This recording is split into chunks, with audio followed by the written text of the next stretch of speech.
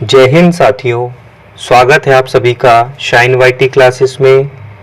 Hindi short hand की practice dictation 80 शब्द प्रति मिनट गति से डिक्टेशन 5 सेकंड में शुरू होगी।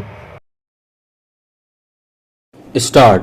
आधुनिक जगत में तकनीकी और वैज्ञानिक प्रगति की गति इतनी तीव्र है कि समाज लगातार बदल रहा है। कृत्रिम बुद्धिमत्ता, स्वचालित मशीनें, जैव प्रौद्योगिकी और डेटा विज्ञान जैसे क्षेत्र हर दिन नई संभावनाएं प्रस्तुत कर रहे हैं। दूसरी ओर समाजशास्त्र, मनोविज्ञान, अर्थशास्त्र और राजनीति विज्ञान हमें यह समझने में मदद करते हैं कि इन तकनीकों का प्रभाव मानव जीवन पर क्या होगा। फिर भी अक्सर पाया जाता है कि विज्ञान और सामाजिक विज्ञान के विशेषज्ञ एक दूसरे को हल्के में लेते हैं। तकनीकी विशेषज्ञों को लगता है कि सामाजिक विज्ञान में ठोस गणना और प्रमाणों की कमी होती है, जबकि समाजशास्त्रियों को लगता है कि तकनीक केवल लाभ कमाने के लिए बनाई जाती है और मानवीय पहलुओं की उपेक्षा करती है। विज्ञान और तकनीकी क्षेत्र की सबसे महत्वपूर्ण विशेषता इसके तर्कसंगत, गणनात्मक होने और परीक्षण पर आधारित दृष्टिकोण है। यह क्षेत्र ठोस प्रमाणों और विश्लेषण पर आधारित होता है, जहां किसी भी निष्कर्ष को तभी स्वीकार किया जाता है जब वह प्रयोगों और आंकड़ों से प्रमाणित हो। नवाचार, अनुसंधान और तकनीकी उन्नति समाज को नई क्षमताएं प्रदान करता है, चाहे वह चिकित्सा में नए उपचार विकसित करना हो, ऊर्जा के सतत स्रोत खोजना हो या संचार, परिवहन और स्वचालन को अधिक कुशल बनाना हो। विज्ञान और तकनीक का प्रभाव स्पष्ट, मापने योग्य और तत्काल परिणाम देने वाला होता है, जिससे इसका व्यावहारिक महत्व और विश्वसनीयता सिद्ध होती है। यह क्षेत्र वस्तुनिष्ठता पर आधारित है, जहां व्यक्तिगत धारणाओं की अपेक्षा तर्कसंगत और दोहराए जा सकने वाले निष्कर्षों को प्राथमिकता दी जाती है। वहीं सामाजिक विज्ञान और मानविकी की विशिष्टता इसकी संदर्भ पर आधारित समझ, प्रणालीगत दृष्टिकोण और मानवीय व्यवहार के गहन विश्लेषण में निहित होती है। यह क्षेत्र समाज की संरचना, मानव प्रेरणाओं, सांस्कृतिक विविधता और नीति निर्माण के जटिल पहलुओं को समझने में महत्वपूर्ण भूमिका निभाता है।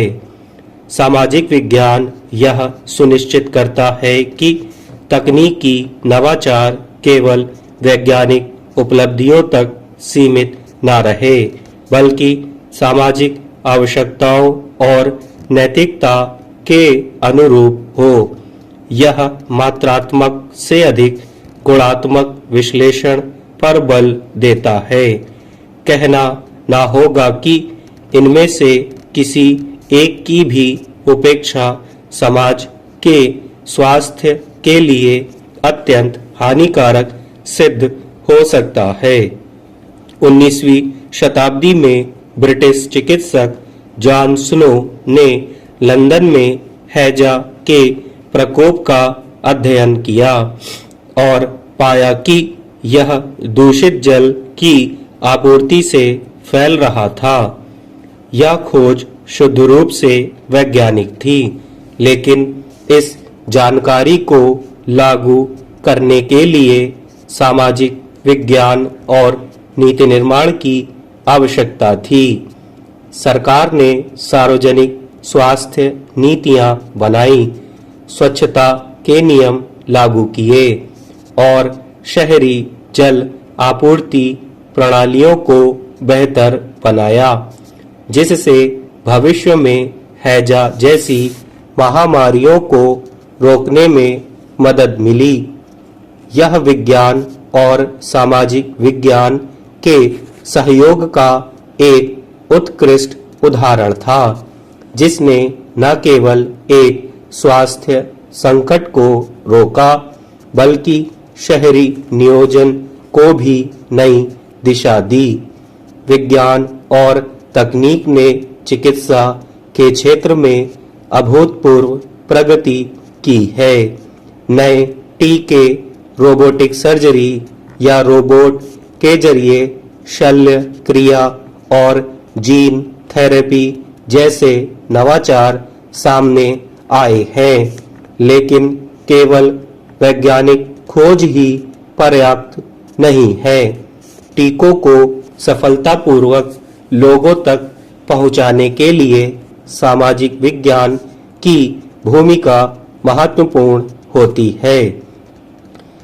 उदाहरण के लिए कोविड-19 महामारी के दौरान वैज्ञानिकों ने रिकॉर्ड समय में टीका विकसित किया, लेकिन कई देशों में लोगों में टीका लगवाने को लेकर झिझक देखी गई।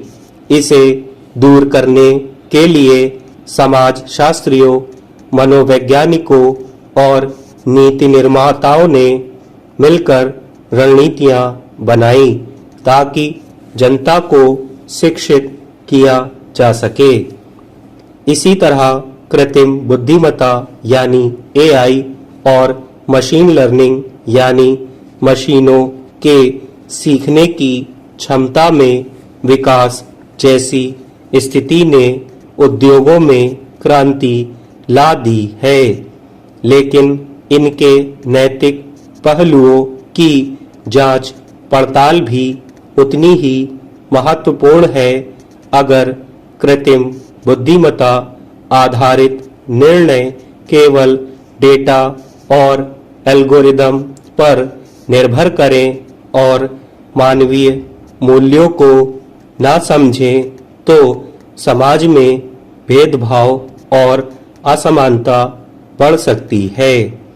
मसलन किसी भर्ती प्रक्रिया में कृत्रिम बुद्धिमत्ता का उपयोग किया जाए और यह पूर्वाग्रहपूर्ण आंकड़ों और ब्यौरों पर आधारित हो, तो यह अनजाने में जाति, लिंग या सामाजिक पृष्ठभूमि के आधार पर भेदभाव कर सकता है। ऐसे मामलों में सामाजिक विज्ञान के विशेषज्ञों की भूमिका यह सुनिश्चित करने में होती है कि कृत्रिम बुद्धिमत्ता नैतिक रूप से डिजाइन किया जाए और समावेशी हो। विज्ञान और समाजशास्त्र विरोधी नहीं, बल्कि एक दूसरे के पूरक है। समय के साथ सिर्फ जीव नहीं, बल्कि उसकी समस्याओं के स्वरूप में भी बदलाव होता है। जटिल समस्याओं का सामना एकजुट होकर करने से पार पाने की संभावना बढ़ती है। ऐसे अन्य तमाम क्षेत्र हैं जहां वैज्ञानिक और सामाजिक इंजीनियरों को व्यक्तिगत मतभिन्नताओं को दरकिनार करते हुए हाथ मिलाना ही होगा। इन दोनों क्षेत्रों को किसी अलग दुनिया की चीज मानने की प्रवृत्ति से हमें बाज आना होगा। जलवायु परिवर्तन से निपटने के लिए वैज्ञानिक हस्तक्षेप आवश्यक है, लेकिन अगर सरकारें, समाजशास्त्री और अर्थशास्त्री इसे व्यावहारिक नीतियों में परिवर्तित ना करें, तो सबसे प्रभावशाली तकनीकी समाधान